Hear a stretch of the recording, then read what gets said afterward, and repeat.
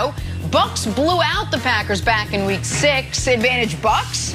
Nope. Packers head coach Matt LaFleur said his team has, quote, come a long way from that day. So, Brandon, set us straight. What are the chances of another Bucs blowout come Sunday? Jenna, I see no blowout here.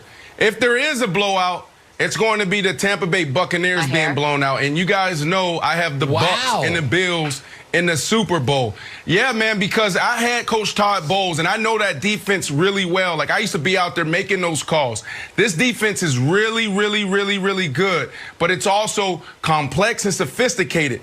He puts everything in the hands of that secondary. You know they're going to blitz. You know their goal is to get pressure on that quarterback. If pressure doesn't get there and those guys on the back end don't make the right adjustments and get to the right checks, you're going to see guys wide open. Go back to Week 6 when they first played in that first drive. I was sitting there on my couch like, oh, my goodness, it's going to be one of those games where Aaron Rodgers throws for 450 yards because he understands what's happening. He was dinking and dunking, and he marched down the field in like 4 minutes, and they end up kicking a field goal. And there was guys out of place. There was guys not getting to the flats when the cornerback came or the wheel came. And what did they do? They made those adjustments. They made the right checks, and it was lights out after that. Going into that game, that offensive line was amazing. They were probably a top 3 offensive line. And that defensive front made the Green Bay Packers look like I'll give them a high school team. They made them like a high school or a JV offensive line. It was that brutal. So I think that Todd Bowles is looking at that film and saying, okay, how do we get better coming out of a game where we totally dominated? And he's going to be looking at those guys saying, you guys got to communicate at an all-time high, because there was a lot of opportunities for Aaron Rodgers and Matt LaFleur to freaking get after us, excuse me. Yep. No, so both games this weekend, oddly, are not only regular season rematches, but they're regular season Week 6 rematches. And so Monday and yesterday, I went back and rewatched both of these games in full. And I feel like you can take a lot from Bills Chiefs. And I'm not just saying that because the Chiefs won. It's just because there was nothing totally aberrant about how that game went. It's like Mahomes plays great. That's pretty typical. Josh Allen has some really good throws, one bad pick, pretty typical. Like, okay, makes sense. Bucs, Packers, I feel like we can take nothing from it because it felt like an out-of-body experience. The moment Rodgers, I almost pantomimed it, I'm not going to, did the discount double pump in the end zone. Do it. No, I won't do it. No. A touchdown that he didn't even actually score. He then, for the next 90 minutes, played the worst football of his career. I've never seen Rodgers look like that. Not at Cal, not his first year starting for Green Bay. After that, they went up 10-0. That's true. They had 53 yards the rest of the game. Rodgers went pick 6. The next drive started with him throwing a near pick 6. The next drive started with him completing a long pass down the sideline that got overturned. And once that got overturned, he didn't complete another substantial pass the rest of the game. So I know this is going to sound silly, but Wilds, I really feel like Tampa might feel better if they had won that game instead of 38-10, if they had won it 38-35. Like, it was like, okay, we took Rodgers' best shot. We overcame it. It just feels like it was such a throwaway game for Rodgers that I don't know how much we can take from it as far as building towards this game this weekend. Totally. I don't know how much you can learn from a first-round knockout once you have the rematch. Because like you said, it was a glitch in the matrix. Aaron Rodgers got sacked 4 times. He never gets sacked. He threw 2 interceptions. He had 5 all years. He got hit in double digits. That never happens either. They do a great job protecting him. So, Nick, here's the interesting thing.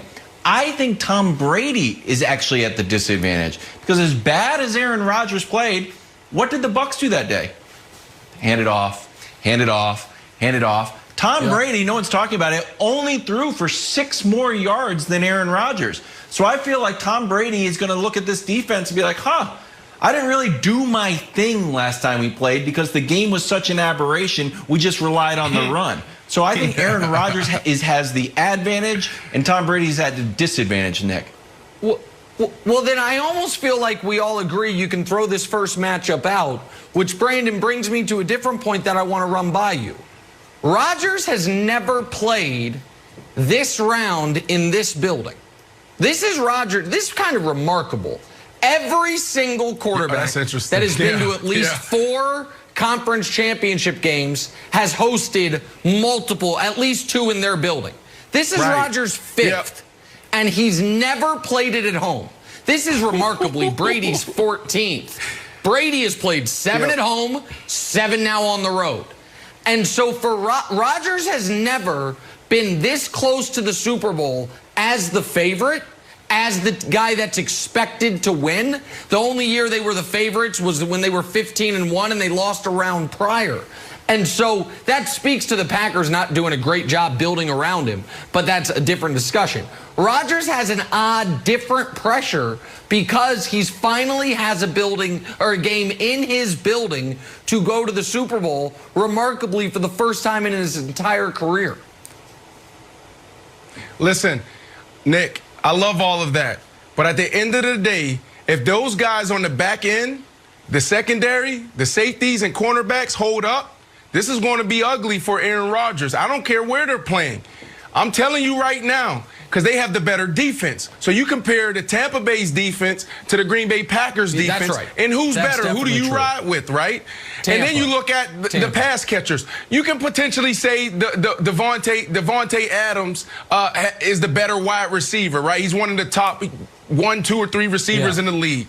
But when you look on the other side, they got 3 or 4 guys that can go in Tampa. Offensive line, they both been doing a great job of protecting. Probably both have top 5, top 6 offensive lines.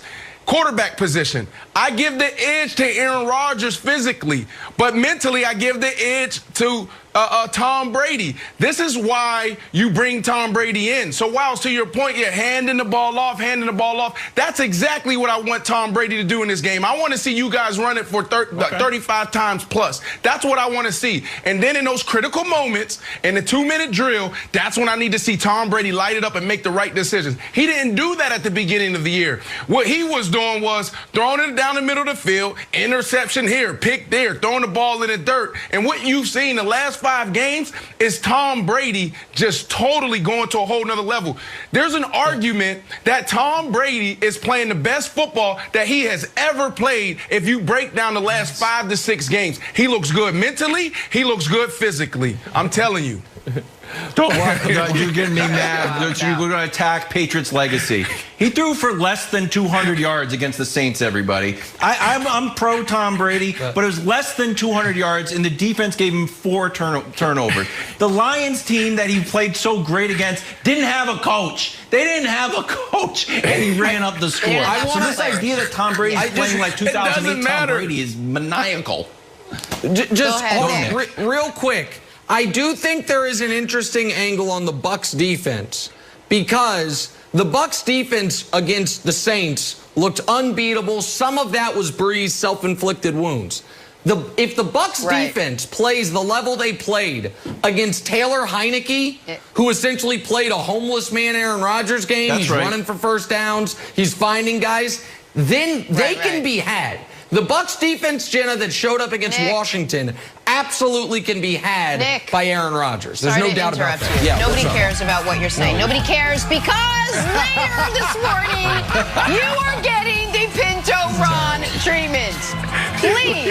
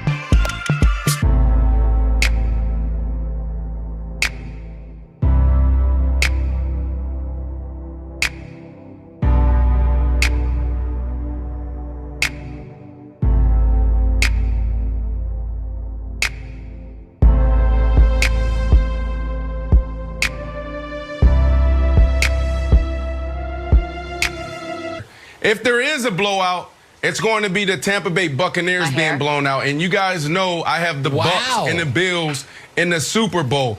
Yeah, man, because I had Coach Todd Bowles, and I know that defense really well. Like, I used to be out there making those calls. This defense is really, really, really, really good, but it's also